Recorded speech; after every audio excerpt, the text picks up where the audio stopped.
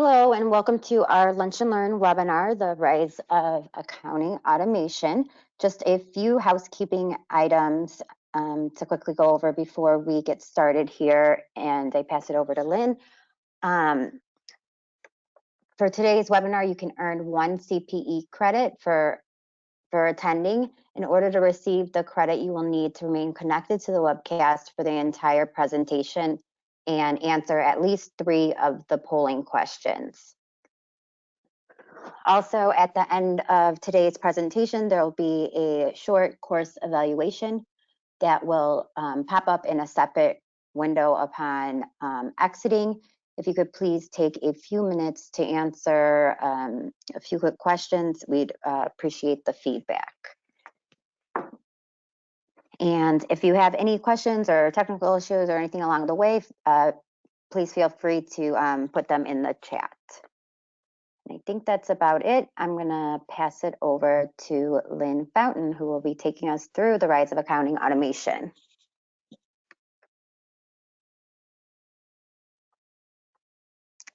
Lynn, we can't. Lynn, hi everyone. Thank you very much for joining us. Today, we're going to be talking about the role of accounting automation. There's a lot of things happening in the world today and currently. And accounting automation is one of those things, you know, you're probably hearing a lot about issues around cyber threats and things that are currently going on because a lot of our geopolitical risks, and those have to be a concern in regards to, you know, when you use your automation. But we're going to talk a little bit about what types of things you can use it for and how it may work. You can see my bio right here. I'm really a past chief audit executive, but I've been doing my own consulting, risk management, accounting consulting. I do a lot of training for various organizations since about 2011. So let's kind of get into what we're going to talk about today. And then at the end of my presentation, like Jill, like they mentioned at the very beginning, you're going to have 3 polling questions. So you want to make sure, or 3 or 4, you want to make sure you answer at least 3 of the polling questions so you can get your CB. But just to introduce today's topic, and if you've been with us, probably since about October last year, we started doing these coffee talks. And the first few topics, we talked a lot about the implications of COVID on financial reporting. Then we had some topics on environmental, social, and governance. So we're kind of stretching out here into different areas, and we want your feedback as to, you know, what areas would you like to hear about in future sessions. But, you know, the outbreak of the pandemic, believe it or not, March of 2020, so we're almost we are 2 years now.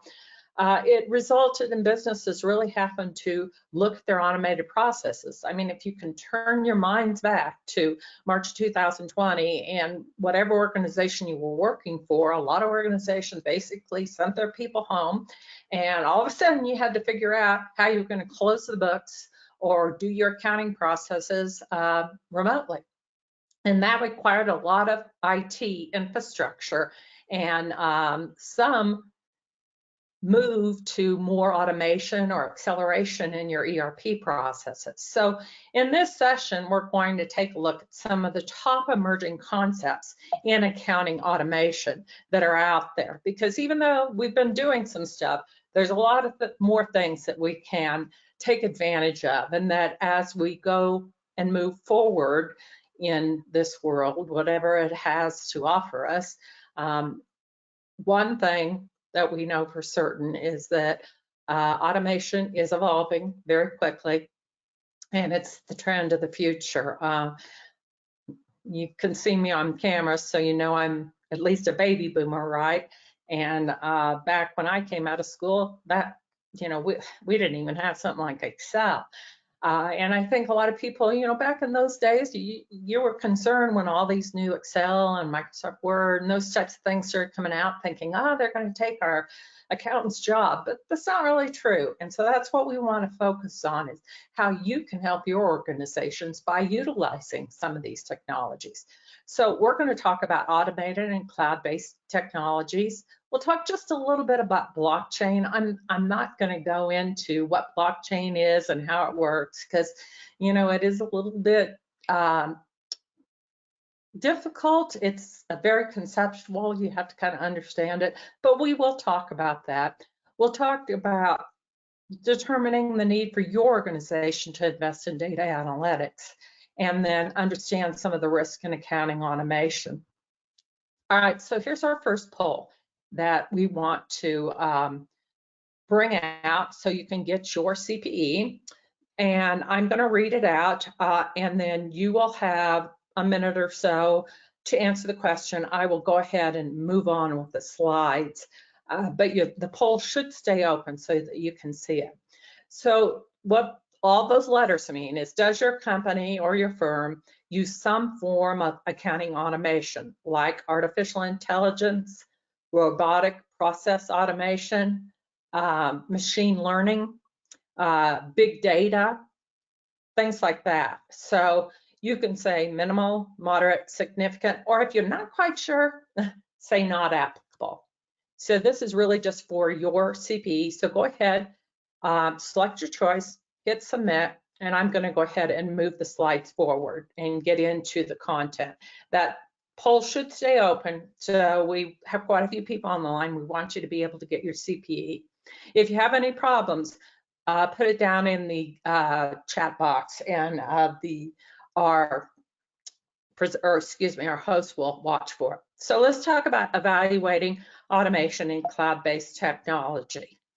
Now, if you think back to years ago, and you might look at this clip art over here, and that's kind of interesting because, you know, back when I was first out of school and automation started, and we would remember going into these big server rooms that, you know, looked like big refrigerators, and they had, you know, basically the servers across the walls, outside the walls, and everything. But accounting software originally ran on these, what we called mainframes, and many computers with financial data that was stored in the database. But as our computing power has evolved and become a lot more efficient, businesses have had to choose between maybe staying with those legacy processes or upgrading. And upgrading, there was a cost to it. A lot of companies were slower to upgrade, but now companies are kind of in the process of, you know, we really have to use some type of automated accounting power. But the shortcomings of legacy processes and those big servers were, we had costly hardware, dedicated computers, and on-site storage. We had to maintain a lot of software licensing and maintenance. We often had to hire out or contracting and IT support because it was very specialized.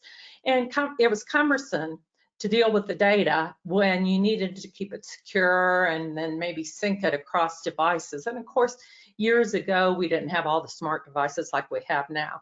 But the other issue was that if you wanted to increase data capacity, that was costly because you had to get another server, so access to data was limited. Well, then came, you know, you might think back about when's the first time you heard about the cloud, and I like to ask people that, and because I think back and think, when's the first time I really heard about cloud technology? And mine was around 2011, and I was at a conference, and the gentleman was up, and he was presenting it. I remember looking at something and going, what is he talking about? Well, that tells you here, what are we in, 2022? It's only been about 11 years. But cloud technology and cloud software has become the way of the future. All applications and functions, when we talk about the cloud, are performed off-site, not on the user's desktop or off a hard server. Users can then access software applications remotely. So regardless of where you are, or if you have people working out in the field, they can use their smart devices, access the cloud software through the internet or some other type of network login using a cloud application service provider. So the cloud software really removes the need for organizations to install and maintain software on their individual desktop computers, which can be a security issue these days too. So it allows also employees in other departments to access the same data and the same version of data. So to give you a little bit of background of how we've really progressed in technology, in 1998, NetSuite first released the first online accounting software. So, you might think, wow, that's not really that long ago. I mean, 1998, yeah, it's 20 some years, but it seems like it was yesterday. I think back to 1998 and what type of a cell phone you may have had. Cell phones probably looked like walkie-talkies back then. In 2021, the world really started acclimating to new ways of managing work together. And a lot of that was forced because of the COVID pandemic and our remote work situations, all our shutdowns. So technology, they say, really in this 2-year period since COVID's hit, has advanced almost tenfold from what they believe it would have advanced had COVID not hit. And a lot of that was due to just pure need. We had to figure out how to be able to work remotely. Cloud maturity is going to be really essential in 2022 to keep that evolution of digital advancement going. So in today's world, technology is evolving at light speed. I mean, every day something new comes out. It's interesting with what's going on today in our geopolitical atmosphere. If you've been watching the news and all of even the software providers that are pulling their resources or their products out of countries because of what's going on. So it's going to have a pretty big impact. One of the biggest concerns right now, in this period right now, is cybersecurity risk. And because a lot of companies have migrated to this cloud software, and if Russia were to launch some type of cybersecurity attack on, let's say, the energy grid of the US, we might be pretty vulnerable to that. But today, cloud accounting software provides advanced business intelligence and analytics that can really help increase insights into accounting platforms. So the great thing about all of this accounting automation now is no longer are accountants transaction oriented. When I came out of school, my first couple of jobs, I worked for a public accounting firm, then I went to a company, a very large company, and I can remember in that company I would have been 5 years out of school, but the accounts payable department was 30 people because you were processing things off paper. Well, now things are so automated that that accounting department might be 5 or 3 people right now. And some people say, oh, they took the job, but no, that's just freed those people up to really do the higher analytical value-oriented services for a company. So cloud accounting software is similar to traditional on-premise accounting software, only the accounting software is hosted on those remote servers that we talked about in the cloud. Whoa, sorry, I think my screen went away. And I got to figure out how to get it back. Just a second, folks. I apologize for that. I pressed something and the screen went away. All right. There we are. Thank you. Sorry about that. All right, so moving forward, some of your benefits, and you all might recognize this pretty easily, is automation benefits, access and availability. You can access from almost anywhere. Right now, I'm in Colorado. I have a home in Colorado. I'm at 10,000 feet elevation, and I still have pretty good access because of the availability of broadband services and things like that. So this lowers costs and it creates possibility for your work teams to work distributed, in different areas. Also, another benefit is computing power and speed.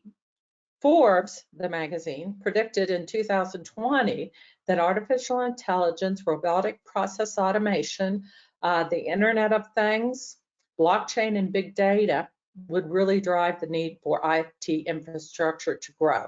And, I think we all see that because of what's currently happened in regards to what's going on in the world, both with the pandemic as well as a lot of our economic issues.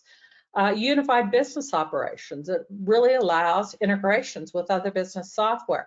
I've worked in companies before where we were like a utility, and we had heavy environmental type issues that we had to track, and we had an environmental department that worked on a totally different software. Well, now we could integrate those things.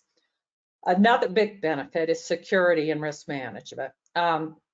Cloud service providers, that's what CSP is, back up their application data in different locations. So that results in less likely to have a disaster wipeout. So you probably remember, if you've been in the workforce for 20 years, all the disaster recovery processes that we would do to make sure that we could bring data back up if our systems failed. Automation and financial intelligence. One of the biggest benefits of our accounting automation, outside of maybe being able to handle big data and do better analysis, is the automation of workflows, payroll, AP, whatever that may be able to do. It can handle a lot of those repetitive tasks that give us more time as professionals to do the value-added work that will be most important to your organization. So these end users functions, focus features all contributed to more streamlined invoicing, quicker payment processing, transparency in your financials, and much, much more, all the way through to payroll and other processes. So let's talk just a little bit about blockchain and data analytics. And I want to check my time here to make sure I don't go over here. So accountants, whatever your role is, you really need to understand just at least the basics of blockchain. What is blockchain? Because that's something everyone's talking about now. And if you're a corporation that deals with cryptocurrency, you really do need to understand blockchain, because blockchain is the programs that cryptocurrency is run off of. But the basic role of blockchain is to maintain a ledger of financial information and transferring the ownership of assets in a safe and verifiable manner over the internet. So part of the design of blockchain technology is what they call a distributed ledger. Supposedly, a distributed ledger is going to assure the confidence of everyone involved. Now, when it's implemented properly, blockchain does offer really strong, potentially unbreakable protection. If you look at the link that I have at the bottom of this page, what the article will actually say is it's basically foolproof protection. However, in December 2021, there were some breaches on blockchain. So as we all know, fraudsters, cyber criminals, as things mature, they find a way to do something. So, that's why I say it does give strong potential. And what they say, is the reason it provides some strong protection is that once it's, breached and the people that are running the blockchain identify the breach, they can easily transfer the programs or switch, and then it blocks out the cyber criminals again. So blockchain has the potential to allow for increase in the scope of accounting by allowing your accountants to focus on more value-added responsibilities. There's a lot of comment or consideration out there that in the future, accounting might be run fully on blockchain technology. So for accountants, the benefits of any type of technology from an automation viewpoint, not just blockchain, it's pretty clear. You have transaction automation, hopefully with less error. You're going to have less error than if a person is trying to do it themselves. Hopefully less fraud and more trust in transactions. One of the things that they say about blockchain is that whoever's working on the blockchain system, everybody sees the transactions fully. So it's harder to commit fraud. You'll have increased transaction security, so you can trust your data a little bit more. And then again, transactional level work will be done via automation. So to become integral in the financial process, blockchain really is going to have to be further developed. It's not really to the stage yet where we can just put it into our companies as our accounting software. It's being used, yes, for cryptocurrency and things like that. But, you know, if you read the articles, again, the link here, a lot of the accounting perspective on it is there's still a lot of work yet to be done. And that process is expected to take years. But today, the use of blockchain in the financial field is still in an investigative stage, but it's still important to understand it's there. It's probably going to be something that we're going to venture into the future. How's it going to impact your organization? There are a lot of blockchain applications and startups right now, but as I said, there are very few that are beyond the proof or the concept of the pilot stage.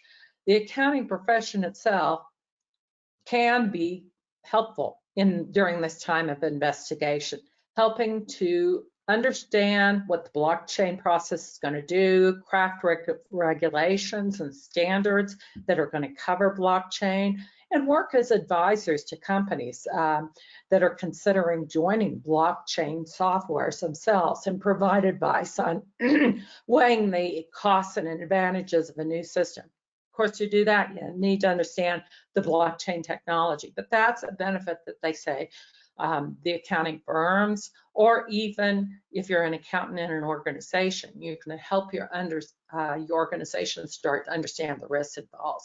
You don't need to have detailed knowledge of how blockchain works exactly, like as if you were an engineer, but you do need to know how to advise on blockchain adoption and consider the impact of blockchain on your business, or if you're an accounting firm, on your clients. So accountant skills will need to expand to include an understanding of the major fields and functions of blockchains. And accountants do not currently need to know all of those ins and outs, like I said, but it's time to keep an eye on development. So as you do your research, as you keep an eye on emerging issues, keep up with what's going on with blockchain. Keep up with, if you know, it is being used for cryptocurrency. Hey, was there a breach there, and why, and how might that impact if it's moved along into the accounting process?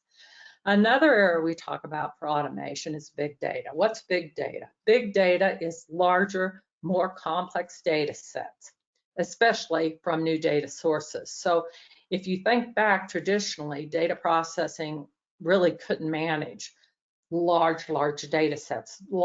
Some of you may remember years ago when we used Excel to kind of analyze stuff. Excel had a limit of a number of fields that you could put in. Of course, it's expanded now, but that was some of the problem of the traditional data sets. The large volumes of data really couldn't be used to tackle those business problems. Well, now with the automation that we have out there and a lot of the big data type automation and data mining sources, we can do that.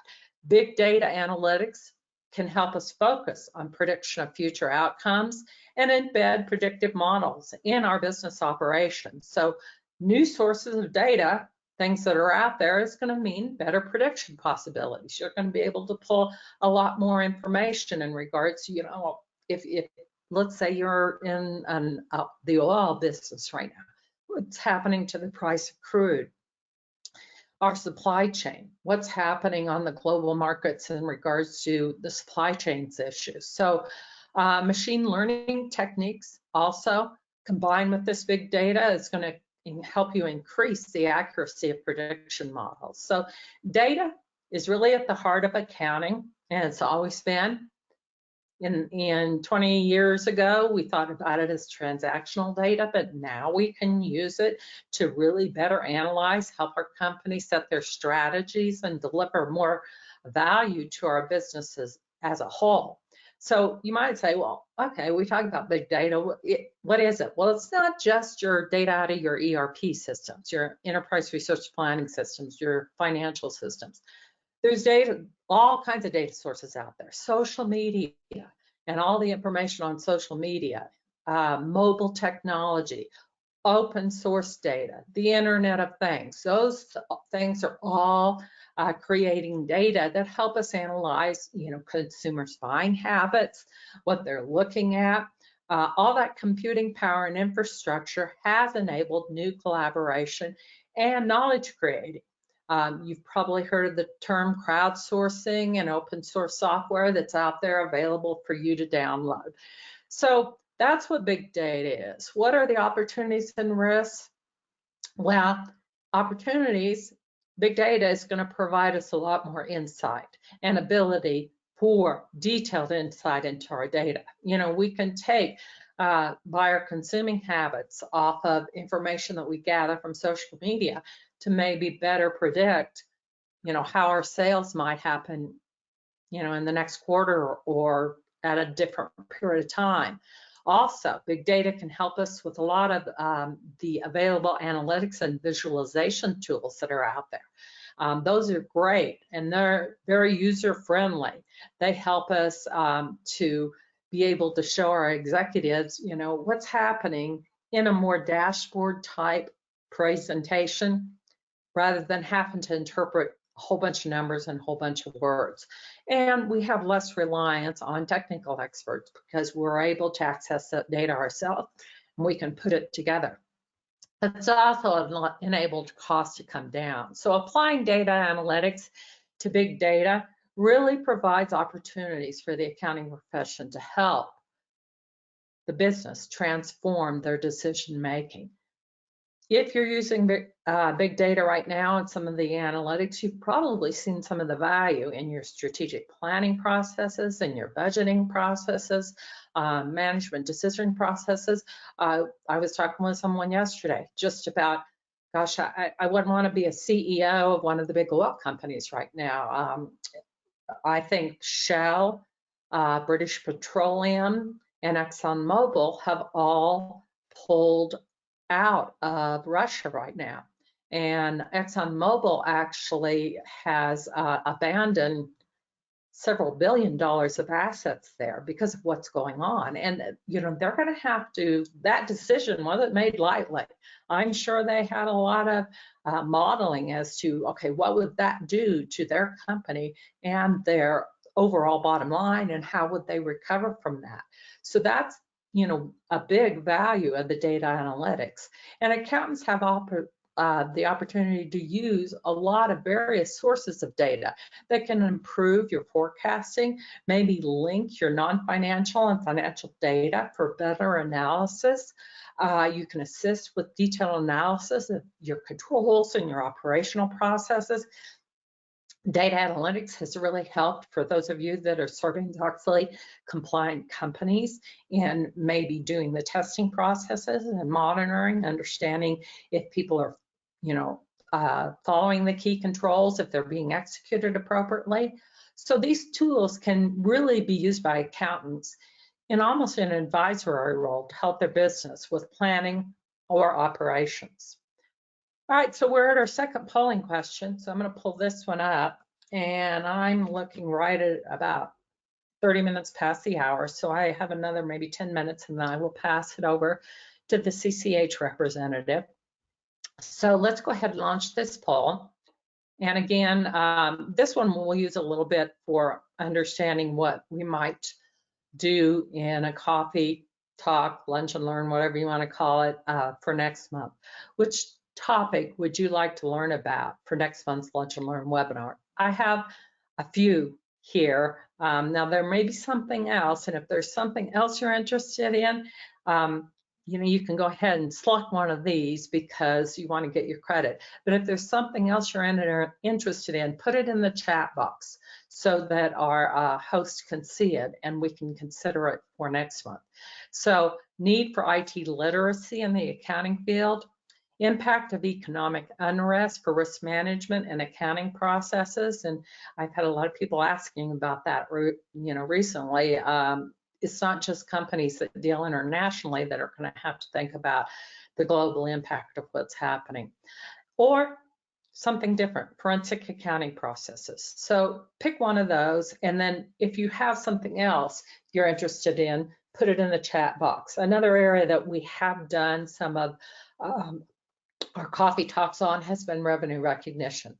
So as you see, we can pick up on various really accounting related fields. All right, so I'm going to move on.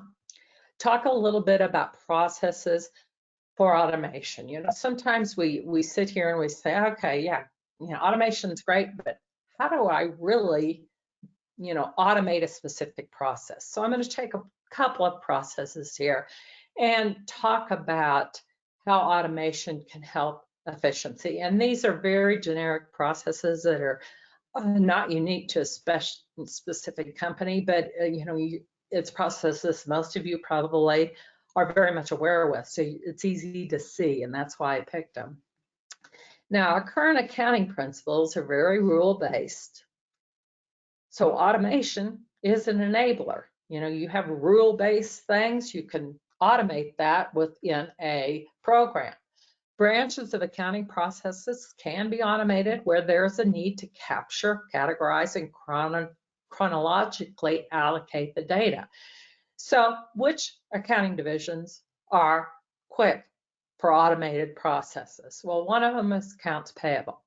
Automation in accounts payable can result in cost savings from doing repetitive tasks, mitigation of data entry errors, check and control of duplicate invoices, and there's a lot of ease of integration with the ERP system. So accounts payable is a great area. Let me go back to accounts payable for a minute. When we talk about cost saving from manual and repetitive tasks, we have the process now where our vendors might be linked into our systems and they can automatically send the invoice. So you don't have an AP person sitting there typing in the invoice number. That, prevents some error from occurring. And then the workflow process within AP, once it's in the system and the system validates that there has been a purchase order and a purchase receipt, then it can route the invoice for approval. So you can see there's a lot of automation benefits there. Accounts receivable, that legacy process can be very cumbersome, but automation can facilitate accurate preparation and scheduled delivery of invoices, especially if you have invoices that are monthly invoices. I mean, if you think about, I have a strong utility background, and utility companies use automation very heavily in their issuance of their billing cycle and their invoices, because of course they need to read the meters now automatically, and it goes through a system and it populates their billing system that already has the pre-categorized billing rates, and then the bill is produced. And that's much easier than somebody having to go into a process, take those manual reads that we used to do. If you notice, you have meters at your house, and then enter that into somebody's bill. That was difficult. So you have a lot of accurate preparation, and you can schedule your delivery of invoices on time. You can coordinate a lot easier with sales and supply chain to schedule certain payment collections. You also have the ability to avoid erroneous invoices that may come from data entry issues. And it helps ensure a little bit better liquidity and prompt cash flow to the enterprise. So again, cash flow is one of those areas that with COVID and the pandemic, a lot of companies have had to really manage that very closely, because when they had to shut down their doors or operations for a period of time, or even large companies that maybe had to abandon certain facilities, cash flow was a big issue, and many accountants would come in and that would be their first scheduled task for the day, is really to look at the company's cash flow. And having an automated process with accounts receivable, accounts payable, and then automation through the bank really helps you see cash flow on a more real-time basis. Another one is payroll. Payroll processing has to be accurate. You know, we all want to be paid and we want to be paid the right amount, right? But it's time bound because companies pay on certain time frames, and the information there is very confidential in today's world. We have a lot of information that we work with that is considered personal and private information. So accounting, robotic process automation bots, they call them, can help take care of payroll through easy and simpler and accurate wage calculation. Also, all of the wage deductions, whether it be federal income tax or Social Security or any other type deductions, it can help ensure compliance with government norms and taxation and filings. That's another benefit of automation now, is we can download, we can almost see in real time new compliance requirements coming out. Also helping the payroll team in entering employees' data with accuracy. So if you think of those three processes I talked about, those are probably the top three that somebody would try to venture into if you do not currently have automation. What are your steps towards automation? Well, first of all, you need to make sure your process is standardized. Determine your need to automate a current process with looking at how the workflow works. And if you can make small alterations, that's great. If you have to revamp the entire workflow, you're going to need to know that to be able to make it work in an automated process. The deployment team, the people that are actually doing this deployment of the automation, needs full orientation in the business cycle. They need to understand the full business cycle. So just because you're automating AP doesn't mean just the AP people do it. You need to understand the whole process of procure to pay to be able to make sure that you have the right controls in place and that you're programming the proper things. Prioritize your accounting processes for automation. When you're doing that, consider things that are repetitive and standardized. Consider areas that might be prone to human error, like data input, or areas that have recurring high costs. Also, coordinate with operational and IT teams. Don't just say, okay, accounting's going to automate, their processes and leave out those operational teams. It's going to impact them. So your challenges really need to be coordinated with the teams to facilitate and navigate the proper automation and a smooth transition. And also engage your employees, involve employees, and seek their opinions during the whole process, conceptual, design, and automation. Remember, we don't want the employees to say the robots are taking our jobs. They need to understand what's going to be done. I have a son who's about 5 years out of college, and when he first started with his first employer, after about a year and a half, and we'd gotten into COVID by then, but he was telling me, oh gosh, they're going to automate this and that and the other, and that's what I do, and I'm not going to have anything to do. And I kind of, had to have him step back and say, listen, doing that for efficiency purposes, you need to find out how your time is going to be reallocated to other areas. And so he proactively asked his managers about that, and they proactively were able to give him other responsibilities to fill that time gap. So you really want to engage your employees and have a roadmap for your entire automation process. Now, I just want to talk just a little bit here about some of the risks of automation. And these are things that you just need to be aware of. Potential fraud. Automation, of course, is going to increase hacker opportunity. And that doesn't mean don't do it. It just means be aware and have the appropriate protocols set up to be able to identify if you've had a breach. If you've ever taken cybersecurity courses, you're probably aware of some of the cybersecurity protocols out there. And one of them, they say basically have a process to identify breaches. So yes, fraud is going to be a potential, but that's just a different level of fraud than we have today with people doing things manually. You're going to have technical issues. Computer viruses continue to come out. Users incorrectly may be performing software tasks they're not familiar with.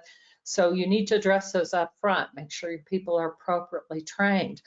Make sure your people understand what things they can access and they shouldn't be accessing on your mainframe or on your internet connection, so that you don't potentially become victim to some type of ransomware. Incorrect information. Remember, records are only as good as the data put into the system, and the data is going to have to get into the system somehow so that it can automate through the workflow. It's great if the computer can read the fields, but you got to make sure in setting those up, the fields are appropriately identified and there's appropriate edit checks for them. So business owners that don't take time to establish an account for different categories of costs may enter data and generate reports that are not accurate. So firms and their clients, firms meaning accounting firms, and their clients, so clients could be the clients of the accounting firm or just your own company, need to be aware of what risks are involved in the various technologies you're using. Robotic process automation, blockchain, digital assets, artificial intelligence, emerging technologies all hold a lot of benefits across the financial reporting supply chain. Even environmental, social, and governance, the new acronym landscape, is an area out there where automation is going to help us quite a bit, but they also come with a risk. So understanding and mitigating those risks is what's going to generate long-term value. Risks might include upskilling your talent. I recently did a kind of research on, what organizations are doing that are automating their processes. And one of the things, the question that was asked in the survey is, are you hiring new people? Or are you trying to train your current people? And right now there was a trend of hiring people with that skill set. But the skills are changing so quickly, there's a lack of availability out there really in the marketplace. So look at how you can upskill your current talent, your current people in your organization, train them on those new processes that you may put in place. Understand the evolving environment and structure, and plan for the appropriate costs that may come with it. Emerging technologies have to have appropriate risk and governance structures. So you're going to have the appropriate oversight to make sure that they're working adequately. And remember, just because you automated it doesn't mean something's not going to change, and you can just leave it run forever. You may have to go in and adjust some parameter because of what's happening in your industry or what's happening in your jurisdiction. So just remember all those things and really have a strong governance structure over your data automation to help mitigate your organization's risk.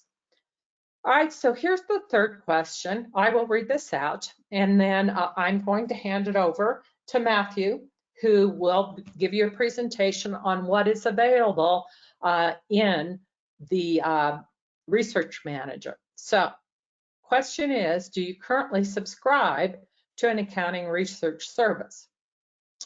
So your choices are, yes, I have a subscription to CCH Accounting Research Manager.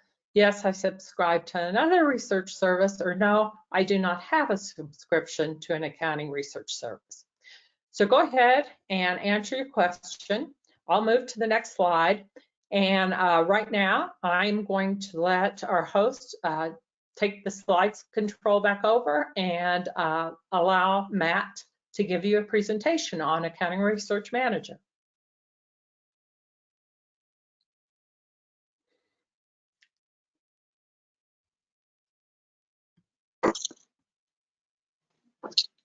We're going to pass it over to Matt Miller, who is our Sales and Business Development Manager here at Wolters Kluwer, and he's going to take you through a demonstration of CCH Accounting Research Manager. Matt, you see? Thanks, Lynn. Thanks, Jill. Definitely appreciate it. I'm going to go ahead and share my screen here.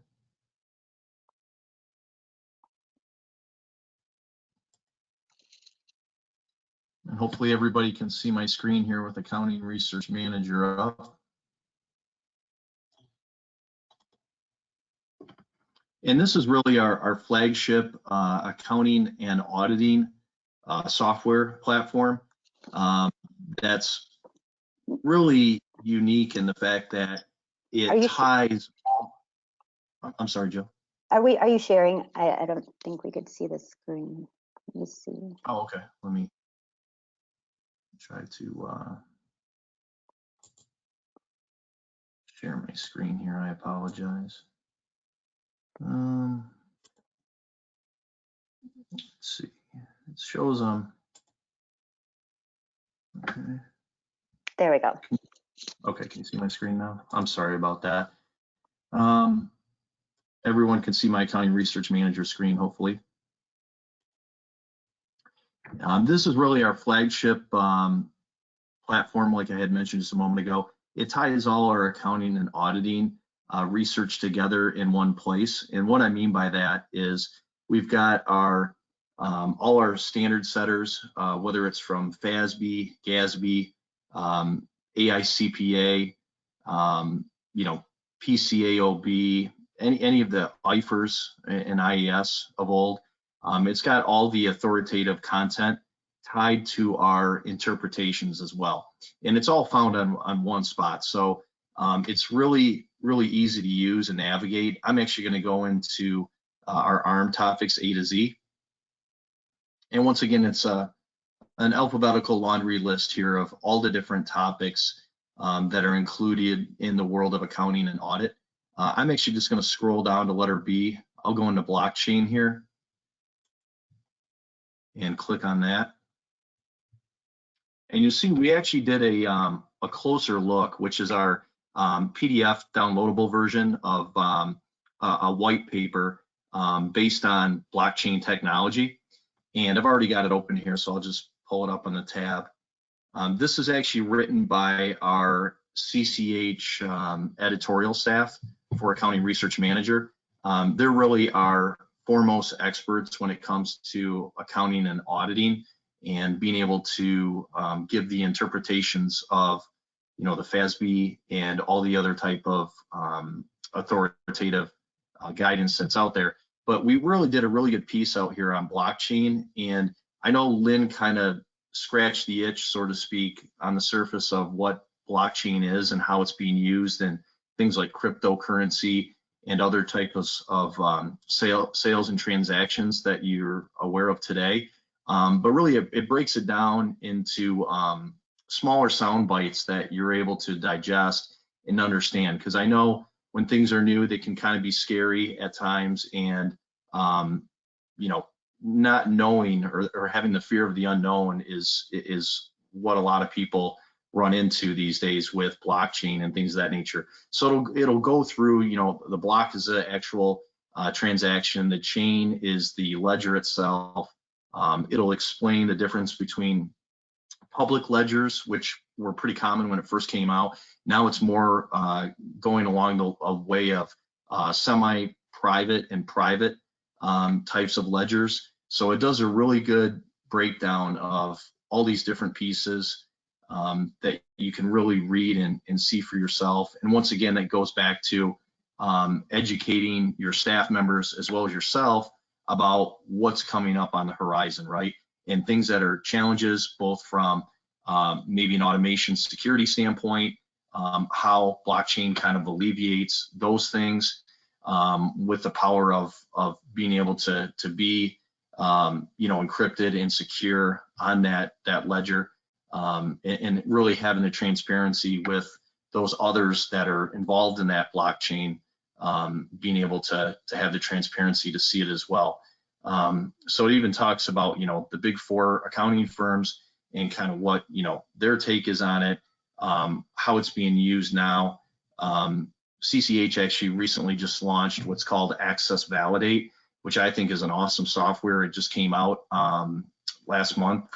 We launched it, and it really, in a nutshell, is the ability to be able to see financial transactions from an auditor perspective using blockchain technology, and that's called CCH Access Validate. So that's on our software side of things. So the proof is kind of in the pudding here, that blockchain technology is here. I don't see it going anywhere or going away anytime soon. It's only going to adopt and evolve as we go further into the future here. But I'm going to go back to Accounting Research Manager. I'm going to go ahead. I'll click the home page, and this will take me back to the home screen here. I'm going to go back into the topics A to Z, and I was in accounting. I'm going to just go ahead and click on the auditing tab, and it will take me to the auditing materials here. And this kind of, once again, touches on what Lynn was mentioning earlier in the presentation. The audit programs, audit risk, various tests and samples, things that need to be done in accordance with AICPA. But I'm just going to go ahead, I'll click on audit programs. Give it a minute here, it pops up. You're going to see this is actually our interpretive guidance of the AICPA, the post SAS 134. And I know that when it comes up on the screen, because you'll see over here on the document itself on the screen, it says ARM interpretive. I know that's our actual editorial staff, their interpretive guidance of what this material means. So if I scroll down, I can actually see it talks about the AUC section 300 for planning an audit. If I click on this piece of paper here, it'll take me into the professional standards, which is the authoritative material for the AICPA. And once again, you'll see that changed from brown to gray, so I know I'm in the authoritative content at this point in time. But if I scroll down through here, you'll see we've got a lot of good material, not only on the authoritative side, but if I go back a screen, you'll see we've got, if I go down, we've got links. This, once again, I switched back real quick to the interpretive guidance, which is our interpretations of it. But if I go into the GAS practice manual for section 300,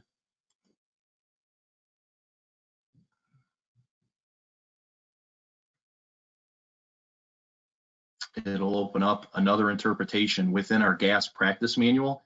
And you'll see here, I just wanted to point out under planning the audit, you'll see some practice points that we have in here. And once again, this is our CCH ARM editorial staff, kind of giving you more examples and more, opinion-based information based on the interpretations. It mentions that, SAS 134 supersedes the following AUC sections. And once again, drills down further into that information. So there's a lot of good materials on here. If you're not a current ARM subscriber, Accounting Research Manager, I would definitely invite you to go ahead after this presentation and request a demo or a trial of the software. We'd be more than happy to accommodate you on that portion as well. One other section I just wanted to show you real quick before we end here and we get to the last polling portion that Jill's gonna pull up on the screen, is our tool section. We have a revenue recognition tool. We've got 10K alerts and 10K lookup tool. That really goes into, the SEC 10K annual report section, as well as 10Q or 8K, any of that type of SEC reporting disclosure information. We've got that in here as well. You can look it up by stock ticker symbol or stock ticker name for the company, what have you. But I wanted to go into the what's new checklist. And this is really important here as far as staying up to date, not only on a daily basis, but on a weekly summary basis. We do an excellent job of showing what's new. We've got all the different FASB matters, IESB for your IFRS materials. Once again, SEC, you'll see that regulatory actions down here and other type of accounting matters that are covered. But once again, this is a weekly summary that comes out. We've got those closer look documents, which I had mentioned earlier in the presentation, having to do with blockchain. We just put a new one out the end of January that came out for environmental social governance and SEC disclosure information. But we've also got, like I said, the weekly news information that's summarized here. We've got kind of an archive listing as well as the ones from the past. So if you need to go back at any time, you can definitely research your weekly summary. They come in email. We send one out every Friday afternoon for weekly summary, as well as our daily news. Our daily news comes out once a day, usually early to mid-afternoon Central Time. But that does an excellent piece, once again, of keeping everybody informed of any new changes, whether it's from the SEC committee all the way to FASB, like I said, IFRS issues with IASB, AICPA pronouncements or changes that may take place throughout the course of the day. Our editorial staff does an awesome job of staying very close to those hands in Washington. So with that said, I'll go ahead and pass it over to Jill with the last polling question.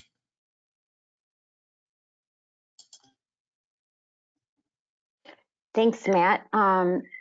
Our last and final polling question is, would you like a more in-depth demo of the tools and content available on CCH Accounting Research Manager? And we are going to give about a minute or so to let everyone answer this final polling question.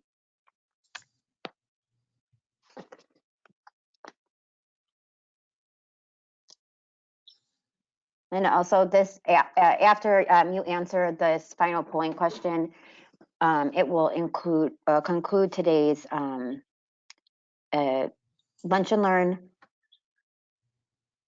webinar. And as a reminder, there will be, upon exiting, a few quick questions. A course evaluation will pop up on the screen, and we'd appreciate it if you could just take a minute to answer those as well.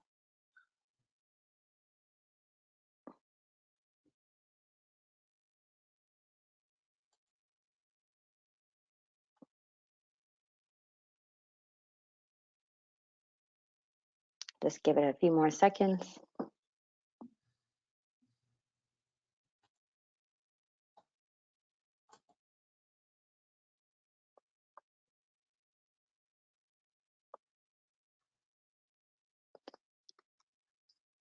All right, well, that concludes today's Lunch and Learn webinar, The Rise of Accounting Automation, and thank you all for attending.